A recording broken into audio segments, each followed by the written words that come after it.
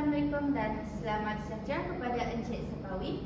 Saya Anggun Rosmariani daripada kelas BM1824 akan membentangkan tugasan 3 iaitu persembahan untuk pentaksiran berterusan PKPK 3013. Jadi soalan tugasan secara individu anda diminta untuk menganalisis penyelesaian terhadap isu dan cabaran dalam pendidikan pemulihan di Malaysia melalui persembahan secara pembekalan induktif dan mengenai.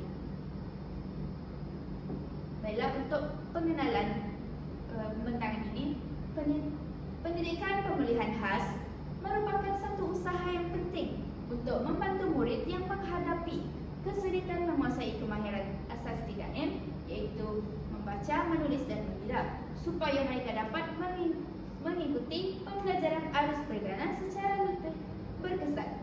Namun, pelaksanaannya tidak terlepas daripada pelbagai isu dan cabaran seperti ketidaktepatan dalam proses pengenalpastian murid, kelewatan intervensi, masalah pelabelan dan pengasingan, kekurangan guru terlatih, prasarana yang tidak mencukupi serta kekurangan kurikulum dan dasar. Semua cabaran ini perlu ditangani dengan strategi yang sistematik agar hak murid untuk menerima pendidikan yang adil, berkualiti dan inklusif dapat dipenuhi. Isu yang saya dapati yang pertama adalah ketepatan pengenalpastian. Isu pertama yang ingin saya bincangkan ini berkaitan dengan ketepatan proses pengenalpastian murid yang memerlukan pendidikan pemulihan. Dalam praktiknya, proses pencalonan murid ini seringkali tidak konsisten.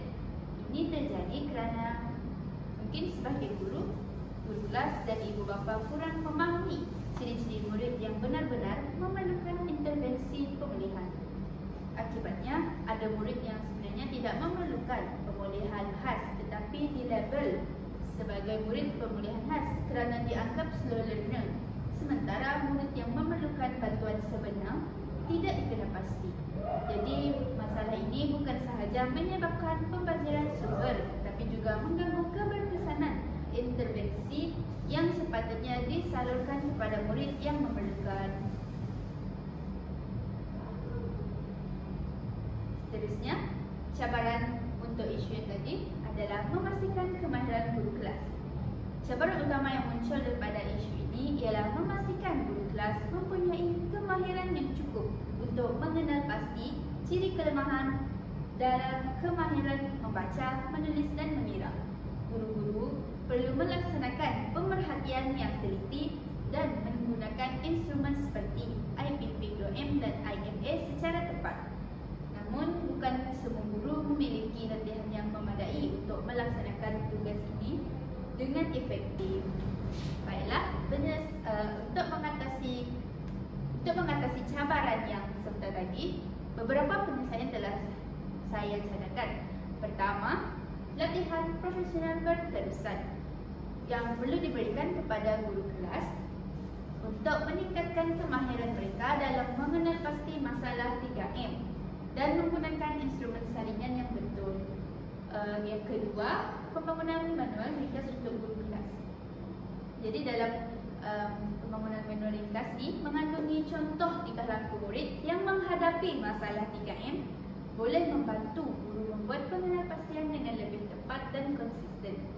Yang ketiga, proses moderasi atau pengesahan pencalonan oleh guru pemulihan sebelum dihantar kepada pihak pentadbir. Dan pihak pentadbir perlu dijalankan supaya pencalonan murid dapat disemak dan disahkan bagi mengelakkan kesilapan.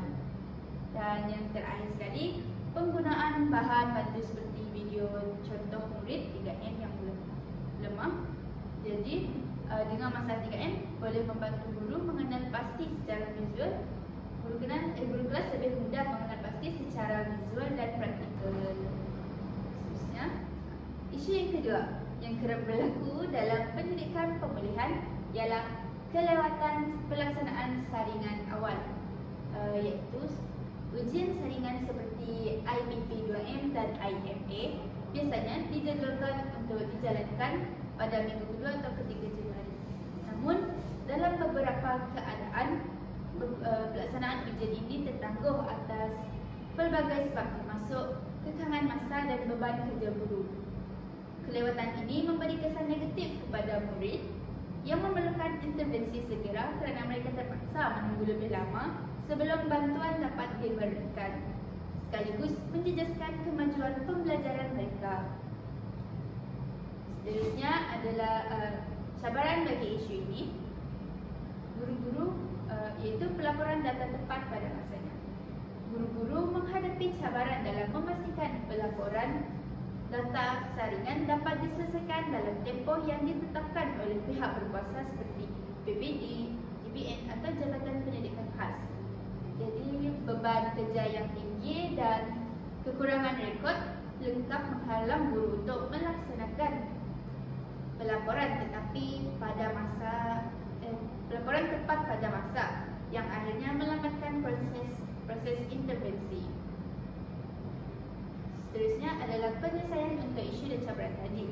Untuk menangani masalah ini, beberapa penyelesaian telah saya buat dan saya cadangkan. Yang pertama, sekolah perlu menetapkan jadual saringan standard yang tetap supaya ujian dilakukan pada minggu tertentu tanpa penangguhan. Kedua, penggunaan sistem digital seperti Google Form atau aplikasi khas dapat mempercepatkan proses pengisian dan pelaporan data saringan.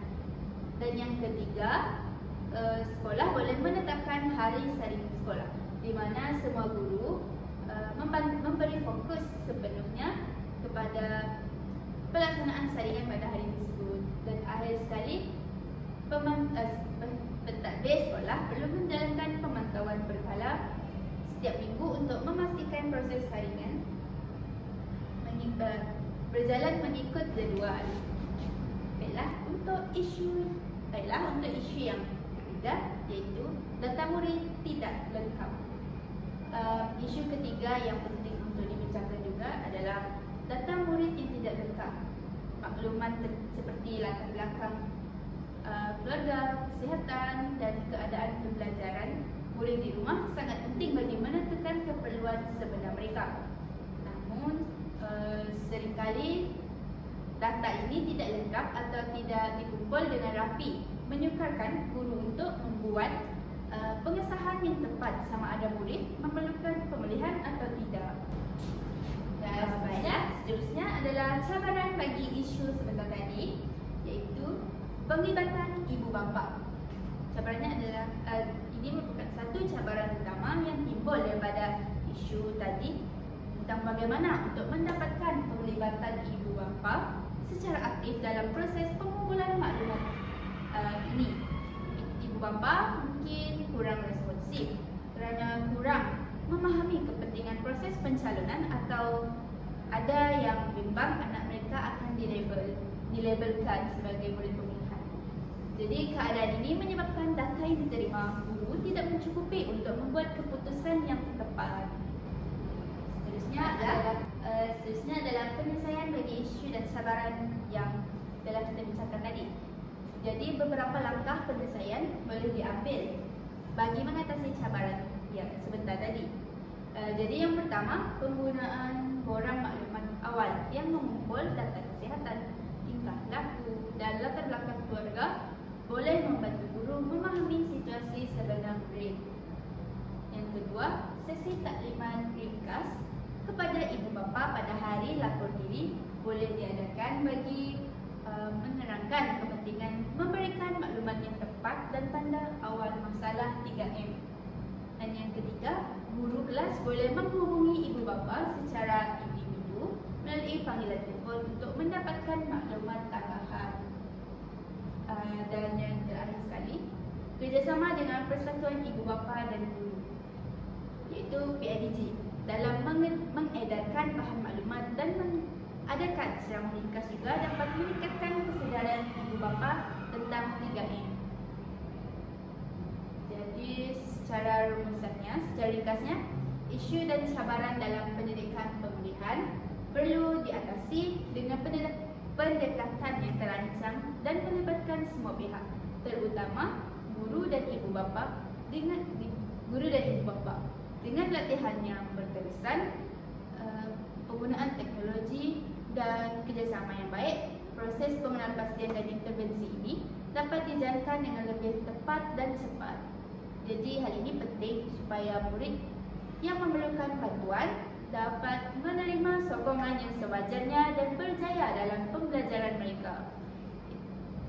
Jadi ini merupakan rujukan yang saya gunakan dan itu sahaja daripada saya. Sekian, terima kasih.